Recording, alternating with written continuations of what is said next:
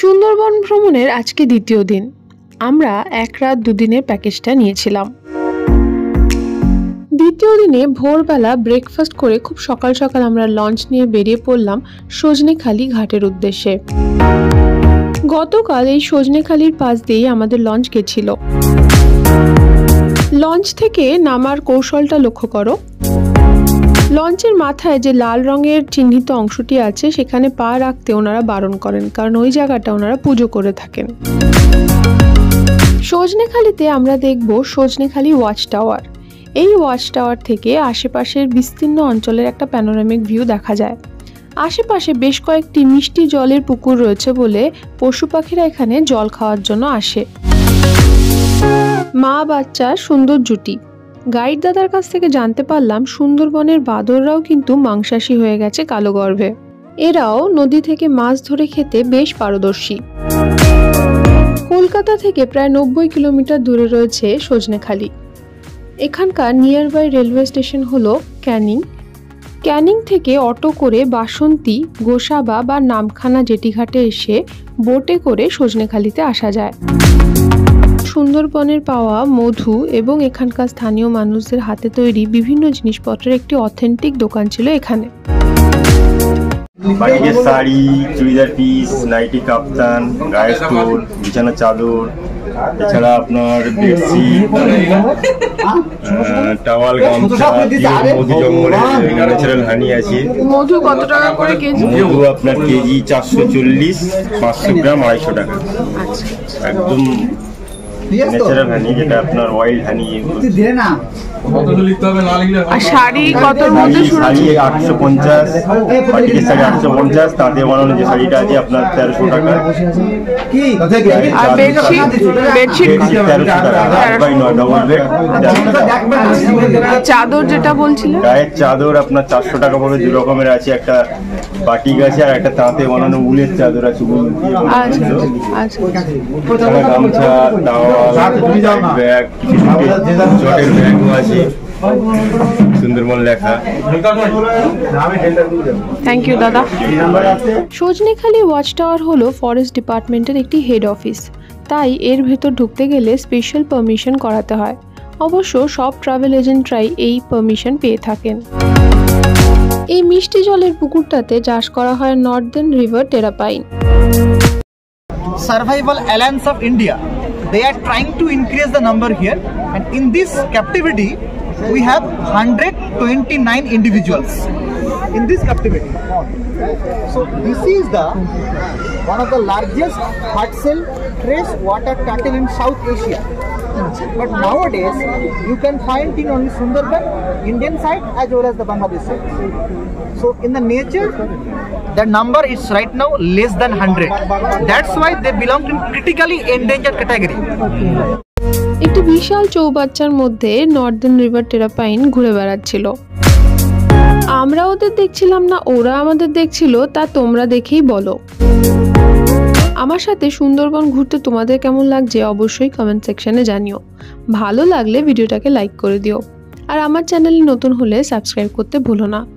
ভিডিওগুলো ইনফরমেটিভ মনে হলে বন্ধুদের সাথে শেয়ারও করতে পারো। সজনেখালি ওয়াচ টাওয়ার কমপ্লেক্সের মধ্যেই রয়েছে একটি ক্রোকোডাইল পার্ক, একটি turtle breeding centre, mangrove interpretation centre এবং একটি বনবিবির মন্দির।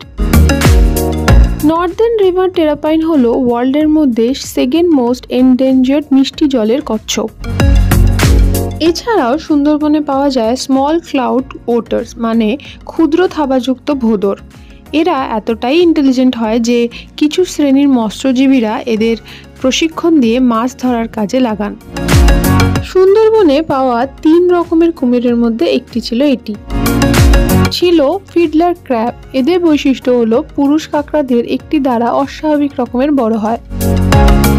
সজনেখালি ওয়াচ টাওয়ার থেকে চারিপাশে প্রচুর পাখি দেখতে পাওয়া গেছিল। সন্ধে 6টার পর এই ওয়াচ টাওয়ার বন্ধ করে দেওয়া হয়। কেউ যদি এই টাওয়ারের আশেপাশেই থাকতে চাও তাহলে থাকতে পারো সজনেখালি ট্যুরিস্ট লজে, যেটির বর্তমান নাম Matla tourism property. At a time 20 থেকে 25 জন মানুষ অ্যালাউ হলেও তার থেকে অনেক বেশি সংখ্যায় মানুষ দেখলাম টাওয়ারের উপর উঠে বসে আছে। And this is very, and the Sundari during springtime in the second week of March, flower will come and it looks more beautiful that time, and it has very good strong wood. In old times, people cutted them for making furniture and boat. What is the color? Breathing root. Golden. সুন্দরবনে গেলে গাইডের সাহায্য কিন্তু নিতেই হবে। It is our side, I mean Indian side, and that is Sundarban, but that's located in the Bangladesh part. And the white portion, it is the inhabited islands. So you know that, yeah, as I am explaining. So this is the largest delta in the world, and this delta is made from super confluence of 3 big rivers. One is called Ganges, that is called Bhagirathi Hooghly River between the Kolkata and Howrah, and that's called down in Ganga Sagar. You know, Ganga Sagar is the second largest pilgrimage in India after Kumbh Mela. So next month, 14th, I mean next few days later, I mean the 14th of January, the Ganga Sagar Mela will be celebrated there. Millions of people they gathering there. They take holy bath. So that is the Ganges River, and Ganges other branch called Padma, that is going towards Bangladesh, and at Chandpur in Bangladesh, Padma, she took new name called Meghna in Chandpur. So Meghna, that is going towards State Bay of Bengal, and from Assam, Brahmaputra, he took new name there called Jamuna. So it is the largest delta of the Ganges, Brahmaputra and Meghna, and it is also largest mangrove forest in the world. Not only that, it is the only mangrove tiger habitat in the world. So right now we are at here, Sojnekhali. After half an hour we are going to enter that creek. So from there our thrilling adventurous jungle safari will be start. And our final destination will be held at Dobanki camp. So there is a canopy walk and watchtower, and we have to walk 500 meter in the canopy walk. So we are going inside jungle through creek by boat. That is the main objective of today's trip. That's a crucial part. So previously I told you that in Indian Sundarban we have 101 tigers, but today we need to see at least one out of 101. Wow. Hopefully we can see today. So this is the zone of sanctuary. It is the called buffer zone. Only honey collector fishermen they can go there, and this is the biggest part of the tiger reserve. It's called core zone, but no one can go there. No one can go there. All yes, in every national park there will be a specific zone for the wildlife. That is the undisturbed and relaxed zone for the wildlife. No human entrance are there. I mean only our forest officer, they are doing patrolling that entire area. That's why they have the camp. They are staying there. Otherwise no tourism activity is there. There is only one place called Neti Thopani camp, the starting of the core zone, where tourists can go, but every day only 10 boats allowed to go there. And that is the wide part. We have 102 islands, of which 54 islands are inhabited and rest of 48 are forest. And today we are going to traveling only 5 islands, and we need to see at least one. Which 5? 5 river junction: Vidya, Gumdi, Konakhali, Hidobanga, Nobaki. And today we will go there, and whenever we return we should follow that route. Sajnekhali watch tower দেখা শেষ। এরপর আমরা কোথায় গেছিলাম সেটা দেখার জন্য অবশ্যই দেখতে হবে সুন্দরবন পর্ব 3। তোমাদের সাথে আবার দেখা হবে আমার পরবর্তী ভিডিওতে। ততদিন সবাই খুব ভালো থেকো। এখন তবে আসি, বাই।